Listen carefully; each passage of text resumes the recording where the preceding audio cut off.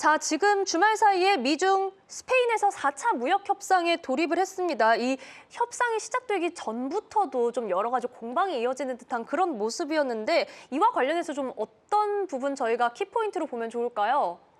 네, 지난 14일 현지 시간에서 중국과 미국은 마드리드에서 4차 무역 협상을 시작했습니다. 주요 논의 과제는 아마 틱톡과 보복 관세가 될 것으로 보고 있는데요. 미국 정부는 중국 틱톡의 미국 사업권 강제 누락 연장 시한을 오늘 이제 17일부로 종료할 예정이기 때문에 추가 연장 여부가 좀 논의될 것으로 예상됩니다. 또한 관세 협상 유예 시한이 오늘 또 11월 10일까지인 상황에서 보복 관세에 대한 일정 부분도 이제 논의될 것으로 예상됩니다. 중국이 바이든스가 틱톡 사업권을 비중국 기업에 팔지 않으면 미국 내 틱톡 운영을 금지하겠다는 건데 이번에도 그 합의는 좀 어려울 것 같고 재차 좀 연장될 가능성이 클 것으로 판단됩니다. 문제는 보복 관세인데요. 양국은 이제 직전 7월에 열렸던 3차 회담에서 관세를 연장한 바 있습니다. 유예 시점을 앞둔 상황이기 때문에 각자 유리한 부분에서 관세를 조정하고자 논의할 가능성이 큽니다.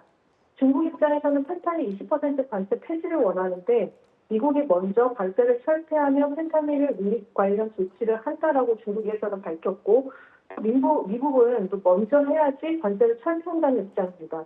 또 근래에 미국은 러시아 우크라이나 전쟁과 연계하여 러시아를 지원하는 중국에 대해서 G7, 나토와 함께 고율의 관세를 부과할 것을 지금 촉구하고 있는 상황인데요.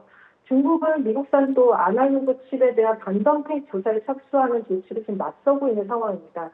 결국 양국 모두 협상에 우위를 점하기 위한 카드를 제시할 것으로 예상되는데 실제 정책이 시행되는 데 초점을 맞추기보다는 유리한 협상 위치를 선점하기 위한 것으로 판단됩니다.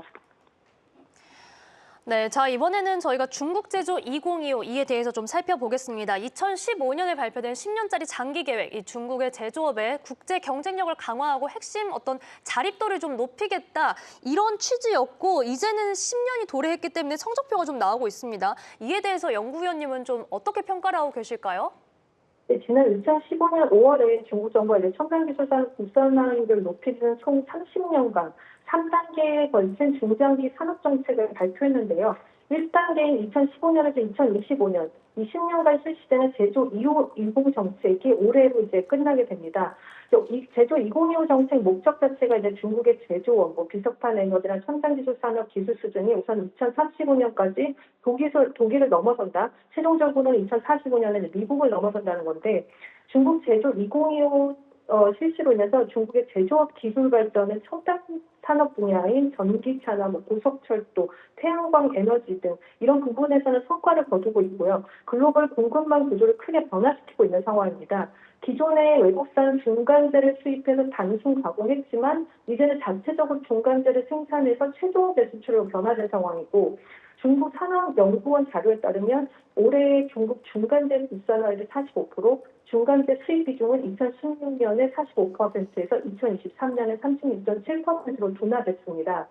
제조 2025 정책은 10대 중점 산업을 정하고선 2020년, 2025년 이제 국산화율 목표치를 설정하여서 달성하는 데 이제 의의를 두고 있는데요. 지난 5월에 또 미국 상공회의소 독립연구기관인 로디움 그룹의 보고서를 참고하여서 봤을 때 제조 2025 결과를 보면 2024년 기준으로 한 80% 정도 달성을 한 상황입니다. 그리고 예상치 못했던 또 AI 발전에서 큰 역할을 하고 있다는 부분인데요. 제조 2025에서 보면 통신 설비, 전기차, 철도 건설 등 분야에서 국산화율을 높일 수 있었던 굉장히 그 큰 부분은 정부의 진짜 강력한 지원 정책 덕분입니다. 세수대라든지 정부 보조금, 이런 펀드 조성 등이 굉장히 큰 역할을 했었고요. 제조 2025에서 이제 국산화율 목표치를 달성하지 못한 사업들도 있습니다. 그래서 아마 이 부분이 향후 10년간 다시 재차 2단계에 또 중요한 목표치 달성의 산업들이 될 것으로 예상되는데 대부분 이제 하이엔드급 산업들입니다. 그래서 하이엔드 반도체 칩, 바이오 제약, NC 공작기계, 항공기, 첨단 기술 선박 및 첨단 소재 분야 등이 바로 그 중요한 부분이 될 것으로 보고 있습니다. 네, 자, 제조 2025에서 이 업종별로 조금씩 목표치 달성이 다를 수는 있지만 그래도 AI 발전 그리고 주요 정책이 큰 힘을 내줬다라는 부분 분석해 주셨습니다. 말씀해 주신 것처럼 최근 이 AI와 관련해서도 중화권 증시에서 계속해서 AI 칩과 같은 키워드들이 나오고 있고 이 지수도 사상 최고치 기록을 경신하고 있는데 자, 곧 개장하게 될 오늘 시장은 좀 어떻게 전망하고 계실까요? 지난주 중국 증시는 연내 최고치를 경신했는데요. 코창 50이나 차스닥 등 IT 관련 지수 상승폭이 컸기 때문입니다. 이 코창 50 지수 시총 2위인 캠브리콘 말고도 시총 3위인 하이광정보가 지난 11일 날 고객사인 텐센트가 동사에 AI칩 5만 개 주문 관련 유머가 나오는 상한가로 마감했는데요. 그 외에 AI칩 관련 중요 기업들이 4분기에 또 IPO를 준비하는 기업들이 굉장히 많습니다. 지금 기업의 밸류보다는 아마도 정책이나 실적 모멘텀이 좀 긍정적으로 작용하고 있어서 당분간 이 관련 IT 지수 상승세는 좀 지속되지 않을까라고 판단됩니다. 네, 자, IT와 관련해서는 저희가 계속해서 주목할 키워드 그리고 하반기에 IPO도 많이 대기하고 있다라는 이야기까지 함께 해주셨습니다.